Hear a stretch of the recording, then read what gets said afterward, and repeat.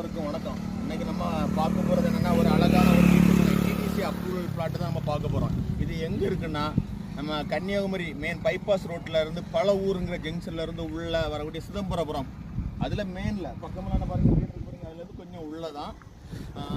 ஒரு செண்டு என்ன ரேட்டு சொல்கிறாங்கன்னா 1.25 லட்ச ரூபா தான் சொல்கிறாங்க.